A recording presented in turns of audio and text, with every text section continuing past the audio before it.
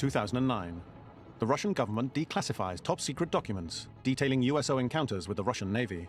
Stunning first-hand accounts of extraterrestrial encounters shock the Russian people and ignite interest from the world's UFO research community. But how could such compelling accounts have been kept secret for so long? And why? The problem that we had in the Soviet era, prior to 1992, you're dealing with fundamentally a totalitarian system in which UFOs and USOs were not to be talked about. So there was a lot of secrecy. And with the end of the Soviet Union and the release of some of those files that we now have had access to, one of them concerns an undated account of a Russian submarine in the South Pacific. A Russian nuclear sub encountered a formation of what appeared to be alien spacecraft at depth under the water. At a depth of approximately 260 meters, crew aboard a fully weaponized Russian nuclear submarine detect 6 unknown objects on their sonar, traveling in formation directly towards them. What's even more alarming is the speed at which the objects are traveling, in excess of 265 miles per hour.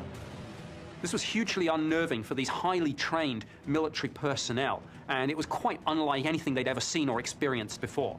6 disc-shaped objects traveling in formation continue on their trajectory, gaining speed as they head directly towards the submarine. They were going at incredible speeds, but then when the submarine became alarmed at what was happening with these objects and slowed down its speed, the objects did exactly the same thing, mirroring what the submarine was doing.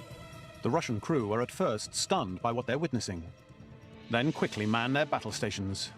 The captain, fearing that a collision was imminent and that he was under attack, ordered an emergency surfacing of the submarine. The submarine finally breaches the surface, narrowly avoiding a collision.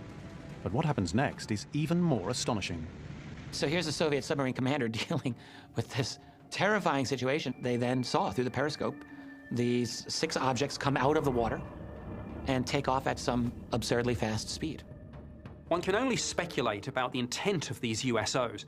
Was this a hostile act of some sort, or were they just fleeing detection? We don't know. Researchers believe what the Russians encountered was a squadron of underwater extraterrestrial spacecraft.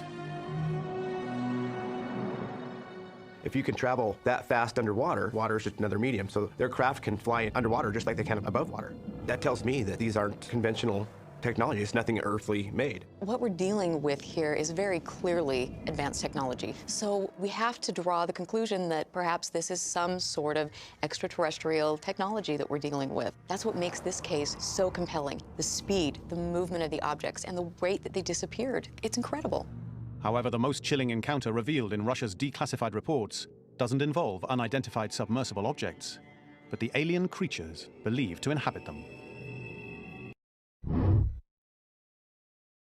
Of 1,642 meters, Lake Baikal is the deepest freshwater lake in the world.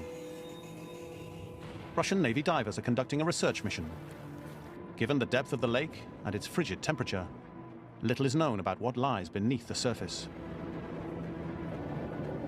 7 Russian divers are at a depth of 50 meters, when suddenly the frogmen realize they are being watched.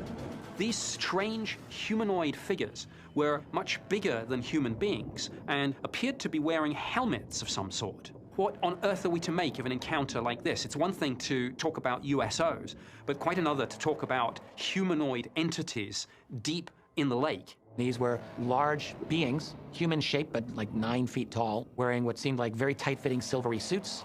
Not your normal scuba gear, basically. Swimming in the water, what they've come to call the swimmers of Lake Baikal. The Russian divers then make a fateful decision. They try to capture one. The divers attempted to capture one of these creatures, but at this point, so the documents say, the entity's reactive. A powerful, unknown force suddenly propels the entire group of divers up from the deep water to the surface. They did a rapid rise to the surface of the water. Well, when you do that too fast, you suffer from decompression and you get the bends, and it's deadly. There were 7 of these divers, and 3 of them died. And 4 were very severely injured as a result of this. Why did these creatures react the way that they did? I have to think that when we began to act aggressively, when the divers wanted to capture one of these creatures and throw a net over it. We can believe what we've read in the reports. These are extraterrestrial beings, something otherworldly. Could these Lake Baikal creatures really be from another world, as UFO researchers believe? According to Russian documents, the surviving divers were too shaken to speak about the incident. But researchers believe the Russian government prevented them from speaking out. And if that's the case, what could they have been trying to keep secret? They would be concerned about the potential threat, but they'd also be intrigued to know what these entities were, what the technology that they possessed was, and of course, could they acquire that technology themselves? And indeed, weaponization is always something at the back of the mind of any government official looking at the UFO and indeed USO mystery. If there's a technology down there more advanced than our own, we want it. UFO investigators believe the Lake Baikal encounter indicates that extraterrestrials may be able to survive frigid water, and that interaction with them comes with risks. But if that's true, where was their craft? Is it possible they've constructed bases deep below the surface?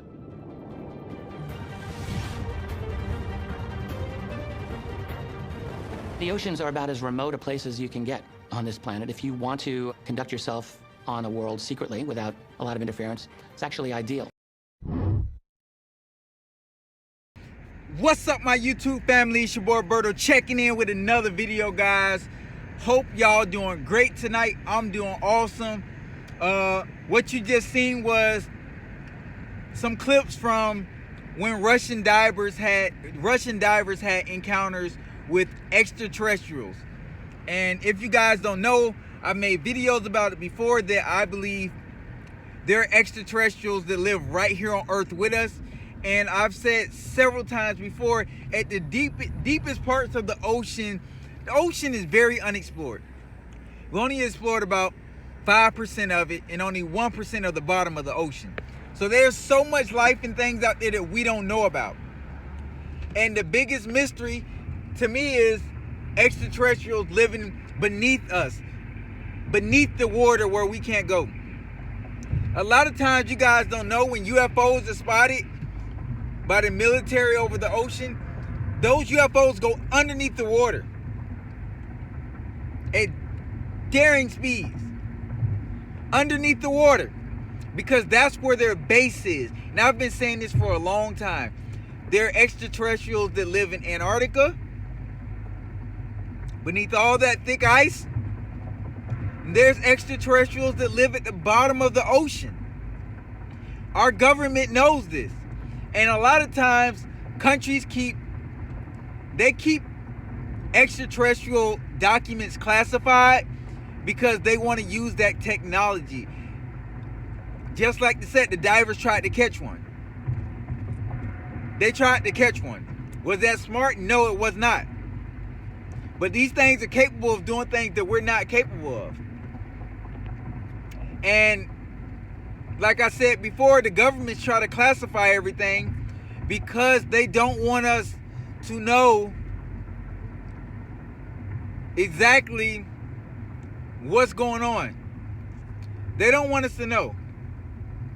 They don't want us to know that there's extraterrestrial out there that has very advanced technology, because the governments around the world are so selfish and worried about advancing technology in their country first and getting the latest war machinery and advanced technology, that they don't want to tell the people, the public, what's really going on.